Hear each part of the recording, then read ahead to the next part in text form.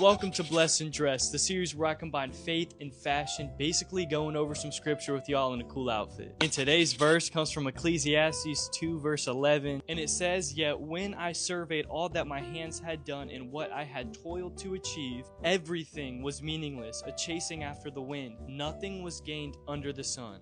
And y'all, I'm not gonna lie, when I read this verse today, it rocked me. So basically, the person that wrote this verse in the entire book of Ecclesiastes was King Solomon. King Solomon had it all. He was the king of Jerusalem, so he had a lot of power, he had a lot of wealth, he had a lot of fame, he had a lot of possessions, and he also had a lot of wisdom. What he's telling us here is these worldly things, these things that he chased after, were meaningless. He thought they were gonna bring him some kind of purpose, some kind of fulfillment. But obviously, as he states here, that wasn't true. And like I said, y'all, it rocked me. Because in my own life, God has started to reveal to me that throughout this content creation journey, I've kind of been chasing some of these worldly things. Things such as success, notoriety, monetary gain, sponsorships, virality. And while some of those things aren't inherently bad, what makes it bad is that I was prioritizing these things, chasing these things, instead of just pursuing and chasing after God. And obviously, that's not how it should be. I was trying to find purpose and fulfillment in some of these things, and honestly, it just left me feeling unfulfilled, and it left me feeling empty, just wanting and chasing more. So I can attest to King Solomon here. He's speaking facts. He literally wrote this verse and this book towards the end of his life, where he's basically reflecting